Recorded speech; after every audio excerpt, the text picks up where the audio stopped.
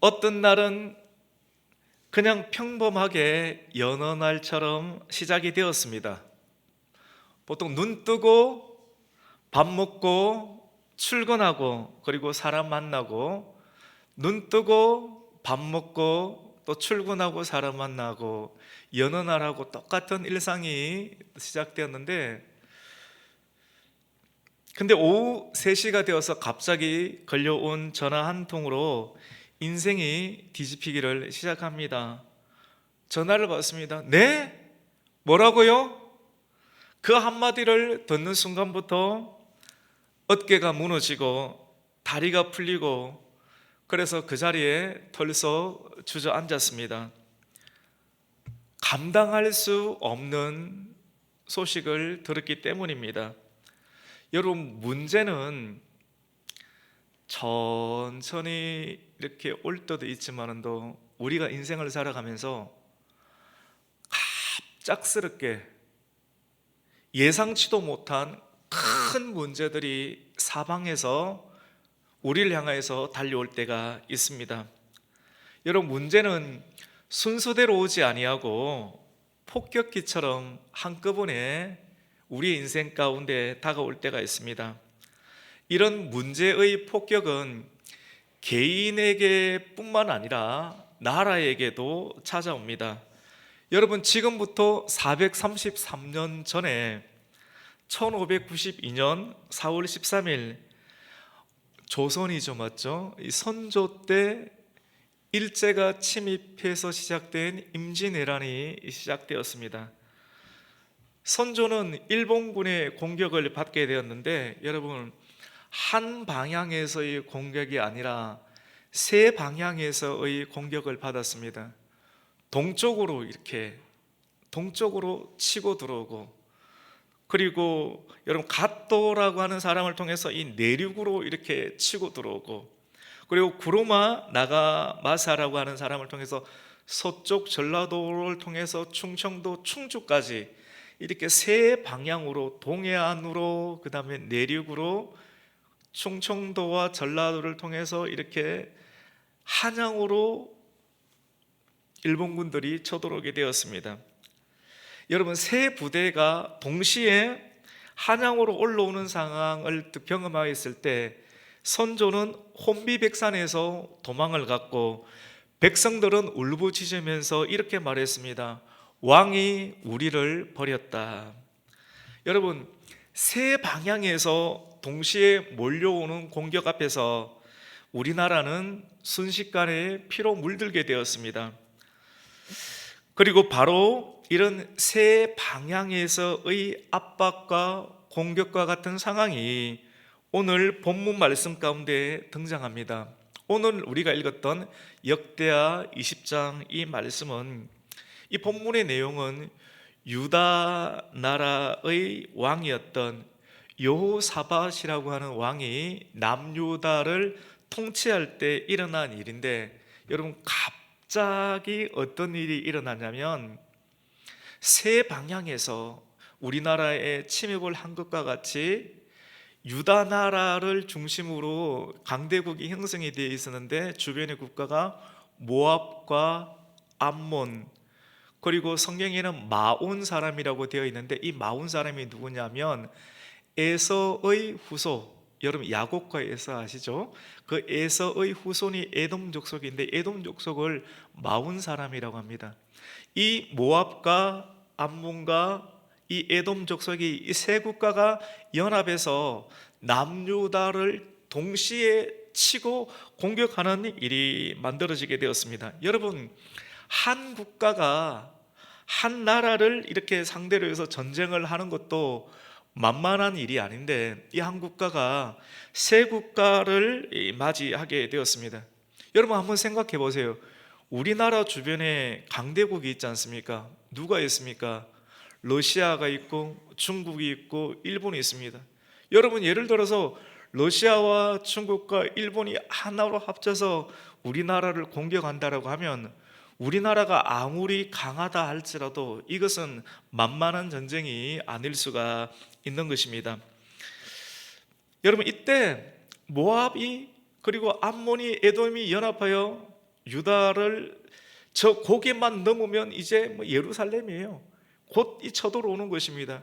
이런 상황이 되었을 때 여호사밧 왕은 엄청난 두려움 가운데 휩싸이게 되었습니다. 여러분, 여호사밧 왕은 남유다의 왕이었는데 하나님께서 기뻐하시는 이 유다의 나라의 왕들 가운데 하나님께서 기뻐하시는 왕들이 몇 명 있었습니다. 히스기야 왕, 그리고 요시야 왕, 이 3대 왕이 누굽니까? 이 여호사밧 왕이었습니다.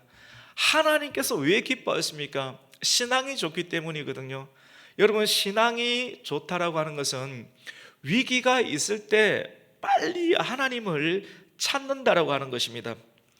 여호사밧이 세 개의 국가로부터 동시에 공격을 받게 되면 여러분 전멸의 위기 가운데 들어가지 않습니까? 아, 내가 완전히 죽겠구나, 이제는 끝이 나겠구나 라고 하는 그런 두려움들이 생기게 되는데, 여러분 이런 두려움이 오면 가만히 내버려 둡니까? 어떡합니까?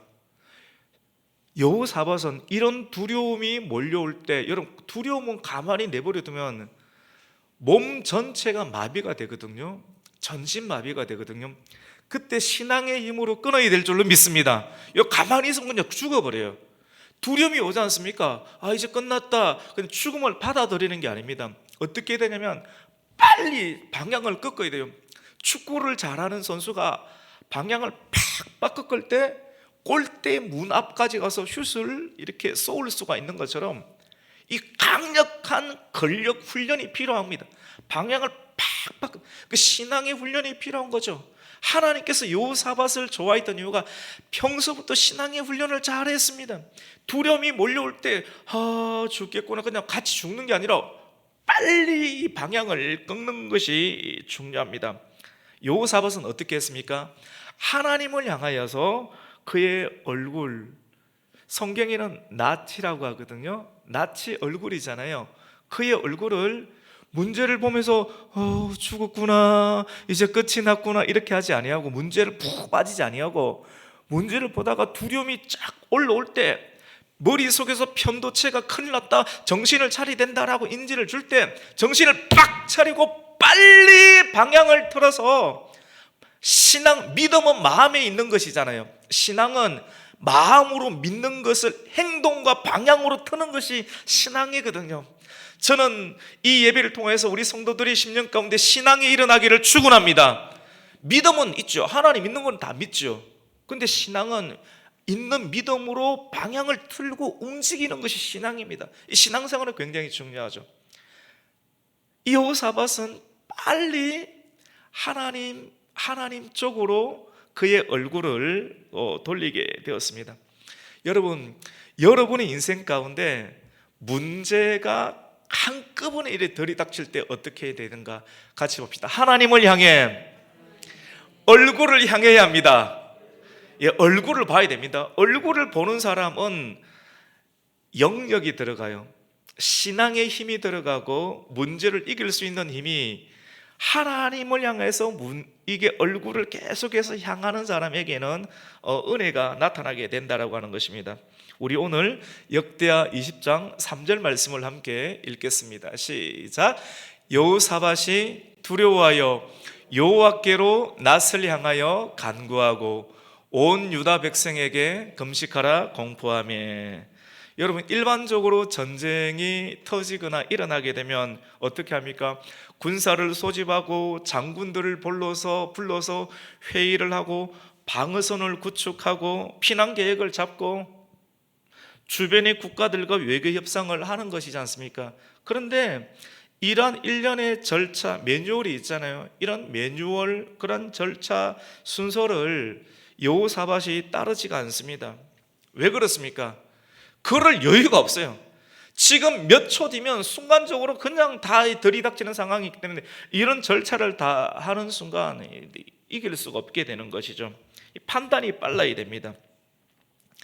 방어선을 구축하거나 그리고 장군들을 소집해서 대응 방안을 해결하는 것, 해결하지 않았습니다. 이런 식으로 토론하지 않았습니다. 왜 그러냐면 이 상황은 인간적으로 인간의 힘으로 대응할 레벨, 인간의 힘으로 맞닥뜨릴 수 있는 그런 수준이 아니었기 때문입니다. 여호사밧은 하나님을 찾았습니다. 여러분, 하나님을 찾는 것이 중요합니다. 하나님을 찾는다라고 하는 것은 하나님께 기도한다라고 하는 것이죠. 하나님께 나아가서 주님, 내가 이런 상황 가운데 처해 있습니다라고 내가 처해 있는 상황을 하나님께 알려드리는 것입니다. 여러분, 다급할 때 하나님을 찾기를 축원합니다. 믿음이 있어야지 찾습니다. 마음 가운데 하나님을 믿는 믿음이 있고 또 믿음으로 살아가는 신앙생활에 관계가 있어야지만이 다급할 때라도 하나님께 나아갈 수 있는 힘이 있습니다. 다급할 때 하나님을 찾으세요 라고 말은 들었지만 평상시 삶 가운데 하나님을 잘 찾지 않으면 다급할 때 잘 찾지 못하는 경우들이 있거든요. 여러분, 진짜 다급하잖아요. 근데 다급할 때 사람에게 찾아가도 사람이 여러분 다급한 상황 가운데 도와주지를 않습니다. 어느 누구도 그 다급한 상황, 왜 거기에 물질을 쏟고 마음을 쏟고 함께하면 자기도 수렁으로 끌려 내려갈 것이 뻔하기 때문에 사람들은 여러분의 다급한 상황 가운데 참여하지 않으려 할 것입니다. 그래서 우리는 깨닫게 돼요. 하나님밖에 없구나. 여러분, 다급할 때는 하나님을 찾아야 하는 줄로 믿습니다. 하나님을 찾으세요. 정말 찾는 게는 어떻게 찾느냐면 하나님의 이름을 부르는 거예요. 왜 제가 이렇게 쉬운 이야기를 하느냐면 이렇게 쉬운 하나님과의 관계, 다급할 때 하나님을 찾지 않는 경우들이 많기 때문입니다. 여러분, 하나님께 기도하고 또 하나님을 찾게 되면 무엇을 하는가 하면 기도한다라고 하는 것은 하나님과 대화를 하는 것이기도 하고, 기도한다라고 하는 것은 지금 여러분이 처해 있는 어려운 정보를 하나님께 다 드린다라고 하는 것이거든요. 여러분, 의지하는 대상에게 가장 많은 정보, 내가 어떻게 사는지, 여러분의 가정에, 여러분의 몸의 상태, 정신의 상태, 내 자녀의 상태, 이거 어떻게 해야 되지? 굉장히 많은 고민의 상태를 하나님께 낱낱이 고백하고, 하나님 이 부분을 어떻게 하겠습니까? 어떻게 해야 됩니까? 라고 세밀하게 대화를 나누고 정보를 나누는 것을 두고 기도라고 합니다. 여러분, 기도는 무엇입니까? 관계죠. 관계가 있고 또 관계가 튼튼하면 사람이 어려운 상황 가운데서도 그 관계 안에 들어가게 되면 나아갈 수 있는 힘을 얻게 되는 것입니다. 우리는 기도를 통해서 여러분 자신과 또 여러분에게 있는 재산, 여러분에게 있는 소중한 자녀들에게 일어나는 모든 정보들을 하나님과 나눌 수가 있습니다. 여러분, 하나님은 이런 기도를 굉장히 좋아하십니다. 그리고 이러한 관계를 나누기를 원합니다. 사람과 알기는 아는데 그냥 차만 마시고 지나가는 일반적인 이야기만 하는 관계가 아닌 굉장히 깊은 관계는 좋은 것도 가장 먼저 연락을 하고요, 그리고 어렵고 힘든 일이 있을 때도 가장 먼저 연락을 해서 좋을 때도 연락을 하고 또 힘들 때도 연락하는 관계. 주님께서는 우리와 원하는 관계가 이런 관계를 원한다고 하는 것입니다. 그래서 기도 가운데는 정보가 다 들어 있습니다. 여러분의 기분, 여러분의 감정, 여러분의 몸 상태, 여러분의 계획, 여러분의 소망, 아픔, 이런 것들을 다 공유하고 있잖아요. 이것을 하나님께 다 드리기를 원한다라고 하는 것입니다. 그런데 언제부터인가 사람들은 기도하는 것을 멈추고 주저할 때가 있습니다. 하나님께 정보를 공유하지 않고, 여러분, 기도는 우리 안에 있는 모든 문제를 하나님께 막 올려드리는 것이거든요. 정보를 하나님께 드리는 것이거든요.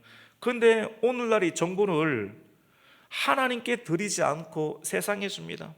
SK 주고요, KT에 주고요, 그리고 젊은 사람들은 훨씬 더 잘 이해할 것입니다. AI, GPT에게 줍니다. AGI에게 줍니다. 모든 정보를 하나님께 드리지 않고 다른 것에 막 이렇게 드리면서 이 문제를 어떻게 풀어야 할지를 하나님이 아닌 다른 것으로 해결하려고 하는 시도가 오늘날에는 굉장히 많이 있습니다. 왜 그렇습니까?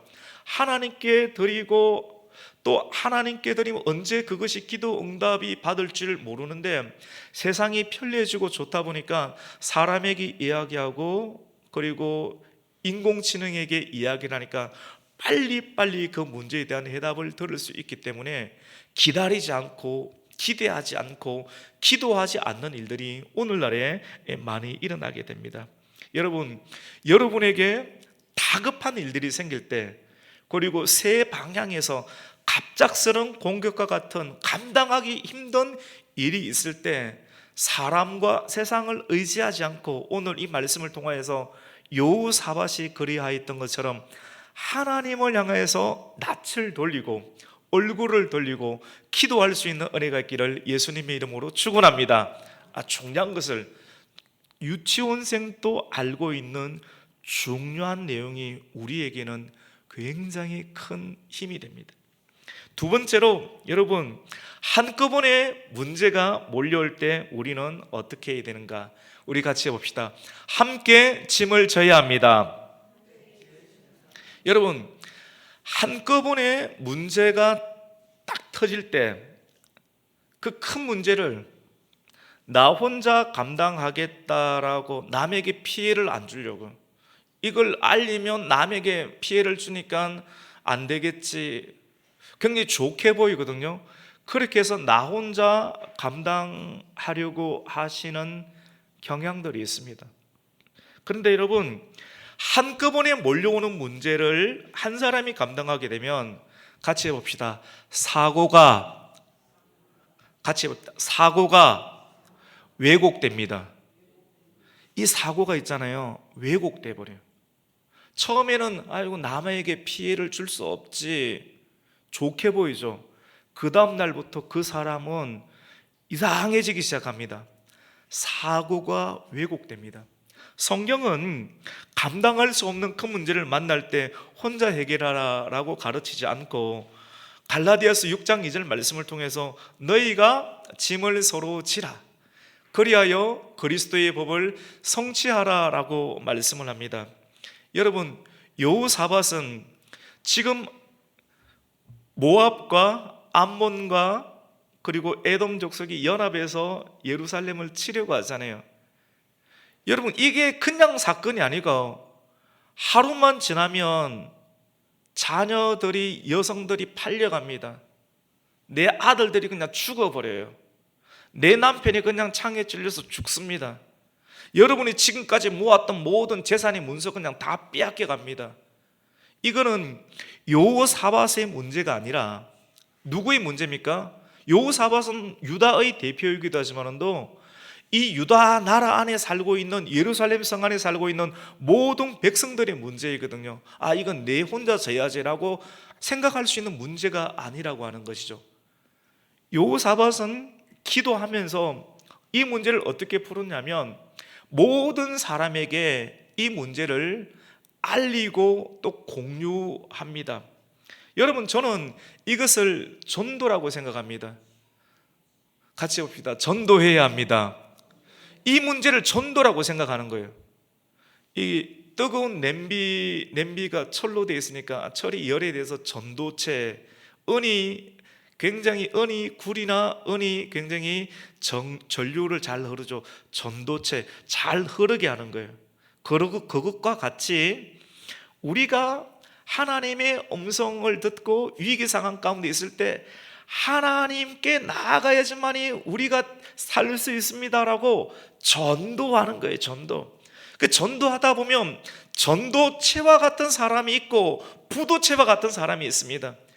구원받기로 예정되어 있는 사람이 있고, 그리고 그것과는 상관없는 사람이 있음을 우리가 전도하다 보면 압니다.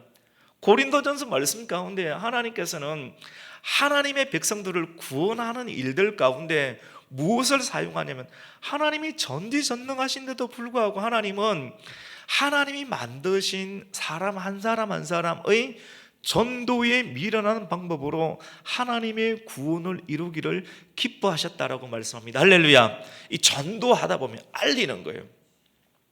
여러분, 문제가 생길 때 빨리 전하세요.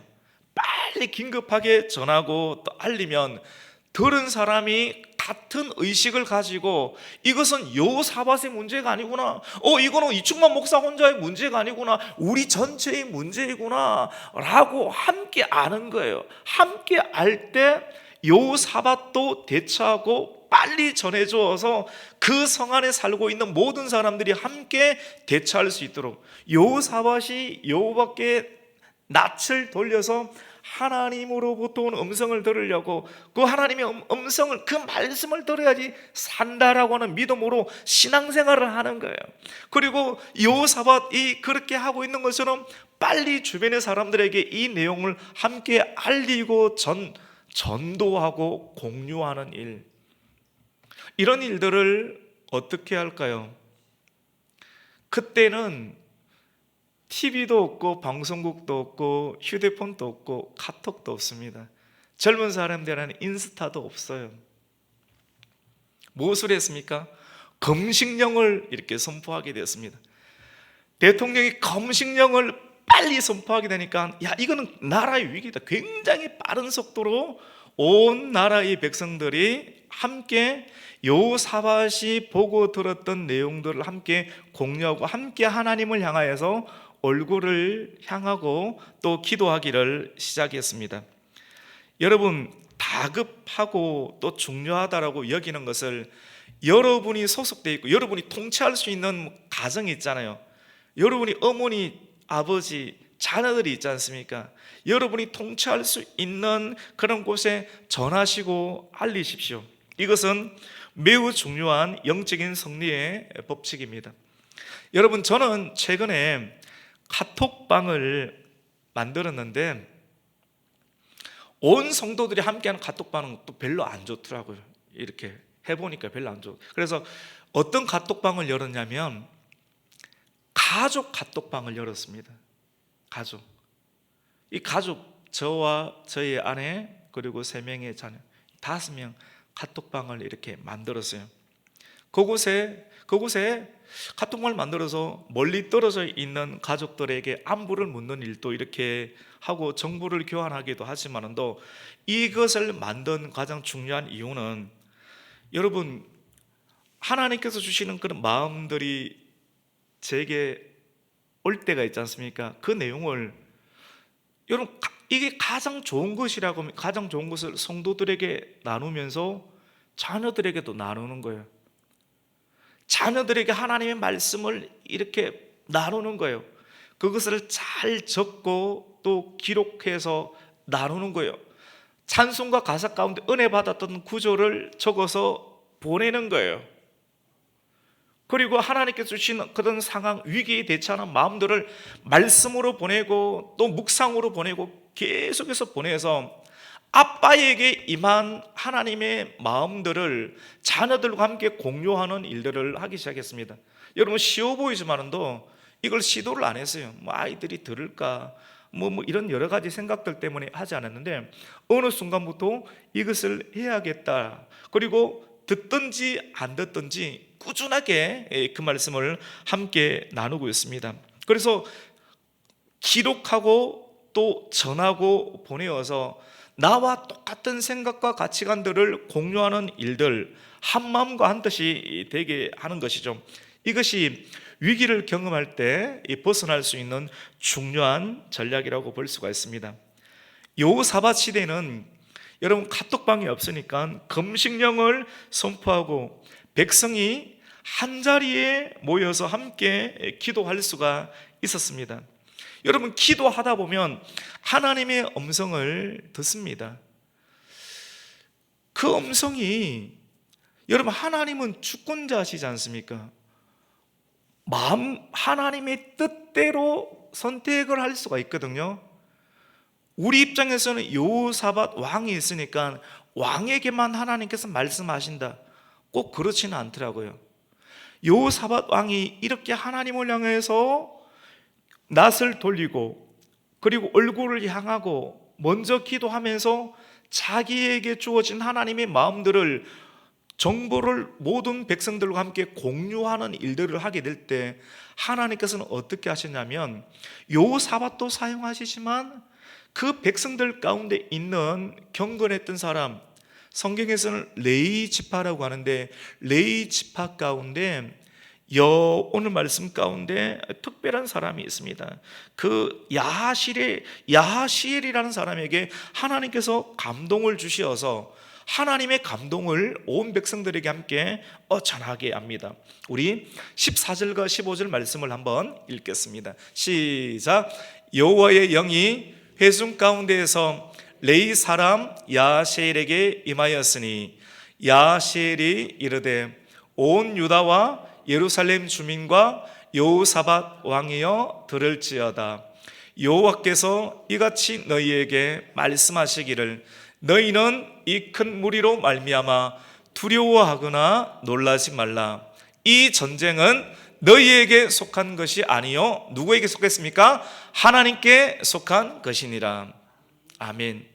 여러분 따뜻합니까? 잠이 오시죠? 괜찮습니까?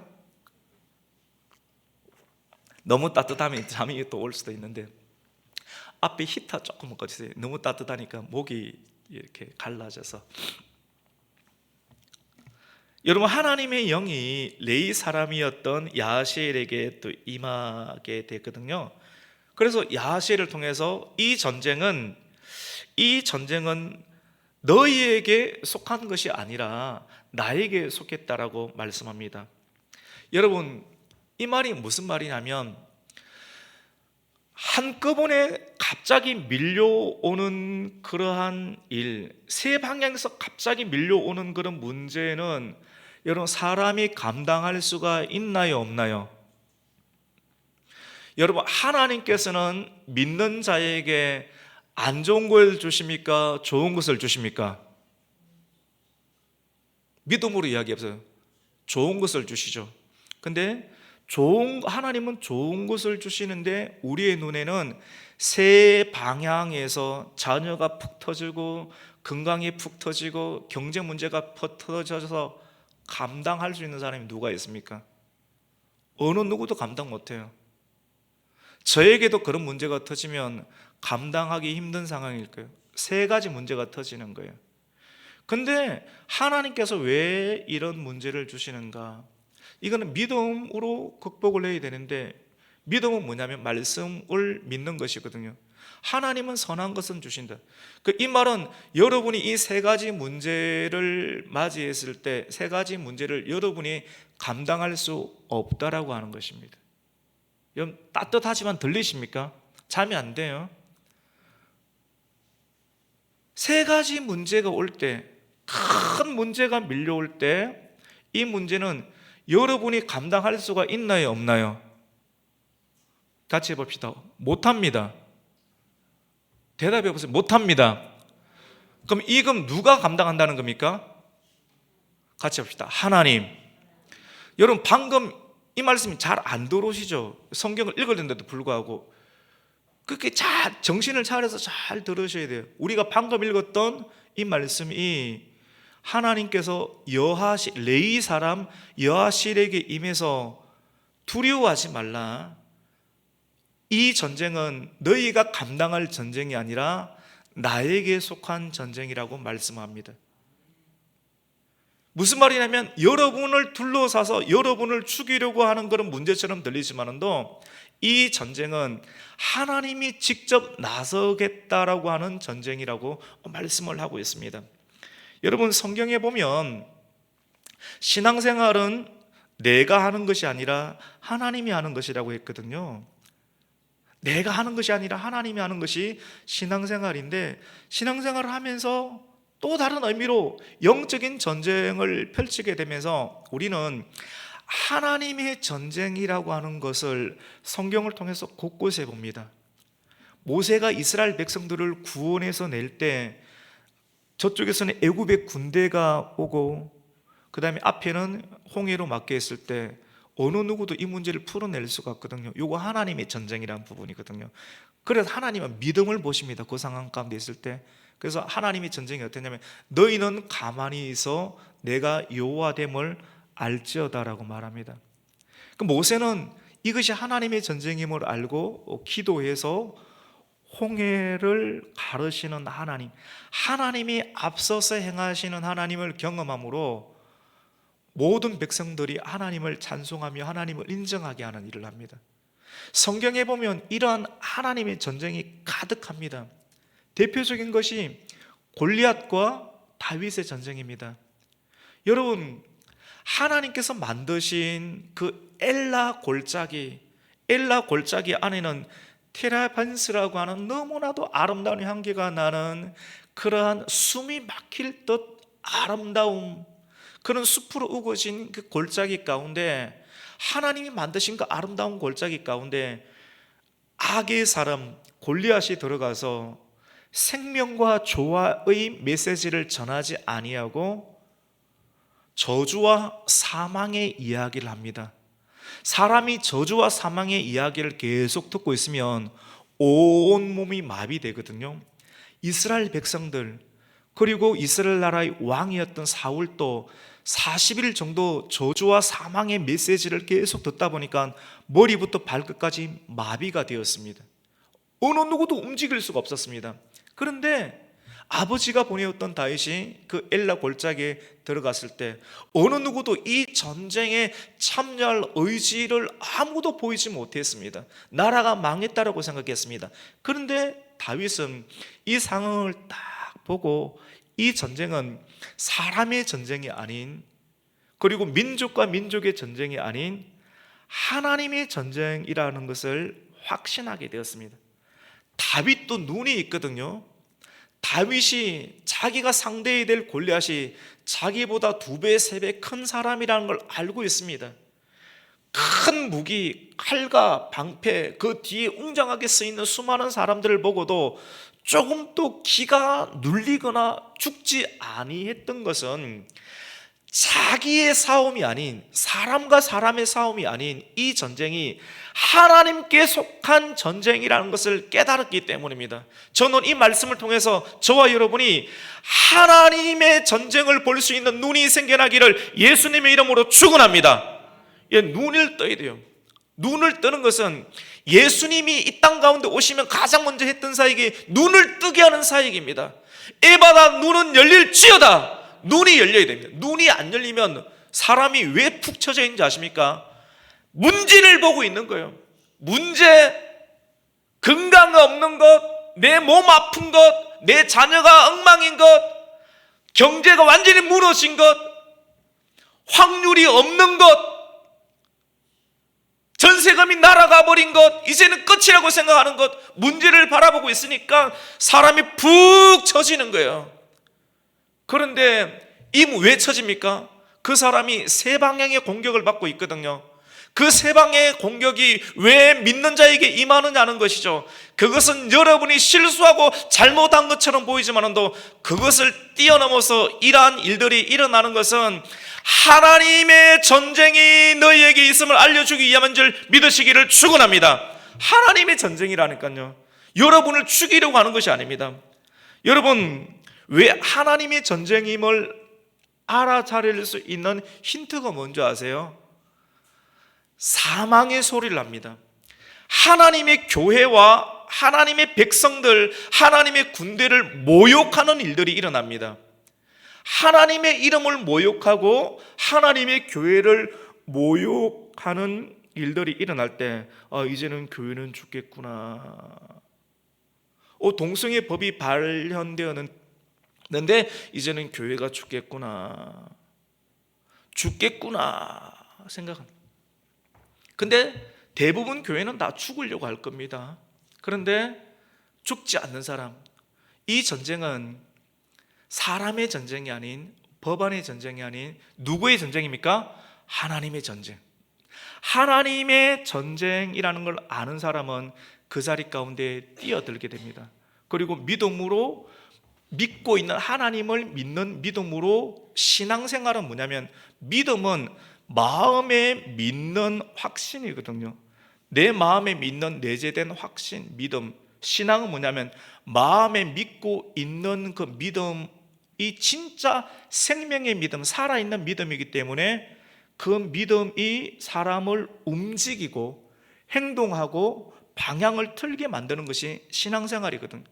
다윗은 방향을 틀고 돌진하고 믿음으로 던지게 되었던 것이죠.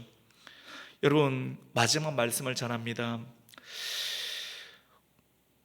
사면초가와 같은, 오늘 본문의 우리 제목이, 주일 말씀의 제목이 사면초가에서 들리는 뭡니까? 찬양이거든요. 사면초가와 같은 그런 한꺼번에 밀려오는 문제들이 분명하게 여러분에게도 있거든요. 이런 문제를 만날 때 당신이 만나고 있는 그 전쟁은 당신이 감당할 수 없는 전쟁일 거예요. 그때 여러분이 어떻게 하냐, 오늘 말씀을 꼭 기억하셔야 돼요. 이거는 하나님이 직접 나서는 전쟁이다. 할렐루야. 하나님이 직접 나서는 전쟁에서, 이 전쟁에 하나님이 직접 나서시도록, 여리고 전쟁이 있을 때도 하나님이 직접 나서시니까 하나님께서 여리고를 무너뜨렸습니다. 하나님께서 직접 나설 때 사람이 함께 신앙생활을 해주는 것이 있는데, 그 신앙 협력이 뭐냐면 인간적인 힘으로 대처하는 것이 아니라 진짜 하나님을 믿는 신앙생활을 한다라고 하면 사람은 어떻게 되는가? 여리고선을 7바퀴 도는 것이었습니다. 여러분, 오늘 본문의 여호사밧은 경이로울 만큼 놀라운 방식으로 하나님의 전쟁에 참여합니다. 우리가 하나님의 전쟁에 참여하는 최고의 방법이 무엇인가? 오늘 본문이 우리에게 소개하고 있는 마지막 말씀, 우리 같이 합시다. 하나님을 찬송하세요. 우리 마지막 말씀인데 21절에서 22절 말씀을 한번 읽습니다. 시작. 백성과 더불어 의논하고 노래하는 자들을 택하여 거룩한 예복을 입히고 군대 앞에서 행진하며 여호와를 찬송하여 이러기를, 여호와께 감사하세, 그의 인자하심이 영원하도다 하게 하였더니. 아멘. 여러분, 찬송이라고 하는 것은 무엇입니까? 찬송은 상황이 좋을 때 하는 것이 찬송이라고 사람들은 생각합니다. 여러분, 근데 이 여호사밧은 절체절명의 위기 가운데 있을 때, 사면초가와 같은 상황이 있을 때, 어디를 둘러봐도 빠져나갈 수 있는 구멍이 없을 때, 그때 뭘 하느냐면 신앙을 발휘했습니다. 그 신앙이 뭐냐면 이 전쟁은 하나님의 전쟁이구나 하는 것을 깨달아 알게 되고, 또 주변의 사람들, 가족들에게 다 알리고요. 여러분, 알려야 돼요. 이것만 알려도 여러분 크게 움직이는 거예요. 그리고 마지막으로 찬양대를 조직합니다. 거룩한 옷을 입게 하여서 찬양대를 조직해서 그 찬양대를 앞세우게 됩니다. 여러분, 성경이 우리에게 제시하는 방법은 우리 인간의 입장에서 보면 참 말이 되지 않습니다. 하나님께서 우리에게 제시하는 방법이 세상에 탁월한 방법이 아니에요. 굉장히 창의적인 방법이 아니에요. 하나님의 뜻이 우리에게 임할 때 그것은 뭐 돈이 되지도 않는 것 같고 사람들이 크게 놀랄 것 같지도 않은 그런 평범해요. 말도 안 되고요, 비합리적이고요, 굉장히 무모해 보입니다. 산 꼭대기에 가서 배를 지어라 하지를 않나, 100세가 되어서 자녀를 놓을 것이라고 하지를 않나, 미디안 군과의 16만 명이 넘는 그런 군대와 싸울 때 300명과 함께 싸우려고 하지를 않나, 무기가 햇불이가. 여러분, 왜 이렇게 합니까? 이 전쟁은 사람의 전쟁이 아닌 하나님이 직접 하시는 전쟁이기 때문입니다. 성경은 말합니다. 그들이 노래하고 찬송할 때 여호와께서 복병을 두셨다라고 말씀을 합니다. 여러분, 고난 중에 찬양한다라고 하는 것은 문제를 무시하는 것이 아닙니다.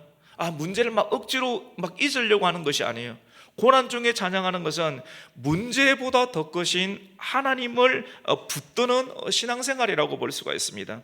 하나님을 바라보고 찬양할 때 그 찬양 가운데 하나님은 일하시는 줄로 믿습니다.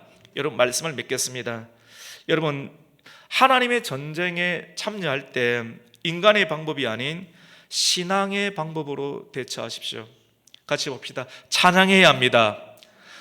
진짜 찬양하는 거예요. 그러니까 그냥 부르면 사람도 감동 안 되는데 왜 하나님이 감동이 되겠습니까? 그러니까 하나님이 감동이 되도록 내 영을 실어서, 내 마음을 실어서, 상한 마음을 실어서 찬양을 하면 기적이 일어납니다. 여러분, 찬양하면 하나님이 도우십니다. 찬양하면 하나님의 전쟁에서 하나님이 일하시는 것을 볼 수가 있습니다. 오늘 세 가지 말씀, 여러분에게 한꺼번에 밀려오는 그러한 문제를 만날 때 나 죽었구나라고 손 놓지 말고 아무에게도 알리지 않고 혼자 극복하면 생각이 왜곡돼서 다 망합니다. 오늘 말씀을 통해서 빨리 얼굴을 하나님께 향하고, 두 번째, 주변의 사람들에게 뭐합니까? 공유하고, 세 번째, 찬양을 통해서 하나님께서 긴급하게 여러분의 삶 가운데 참여해 주셔서 여러분의 삶을 풀어주시고 해결해 주시는 그런 신앙의 경험을 할 수 있는 우리 성도가 되기를 예수님의 이름으로 축원합니다. 아멘. 하나님 아버지, 감사를 드립니다. 저 사람은 아무 문제가 없을 거야, 늘 괜찮게 말하니까. 아니요, 그 사람부터 문제가 있는 것을 봅니다. 여러분의 눈에 볼 때 아무 문제가 없고 유쾌하게 살아갈 수 있는 사람처럼 보이는 그 사람이 굉장히 말할 수 없는 힘든 상황 가운데 있음을 보게 됩니다. 우리 모두에게 하나님이 하나님됨을 알게 하시려고 하는 하나님의 계획 가운데 문제가 있을 수 있습니다. 이 문제가 일어날 때 교회를 떠나거나 말씀을 떠나거나 기도를 버리는 인생이 아닌, 이 일들을 통해서 하나님의 전쟁이구나, 하나님이 하시구나 하는 걸 알게끔 하시기 위해서 다가오시는 하나님 역사를 알고, 문제가 생길 때 하나님께로 얼굴을 향하고, 그리고 온 가족들에게 말씀으로 공유하며, 그리고 함께 믿음으로 찬양하여 그 문제를 하나님이 해결해 주시는 역사를 경험할 수 있는 교회와 성도가 되게 하여 주시옵소서. 예수님의 이름으로 기도드립니다. 아멘.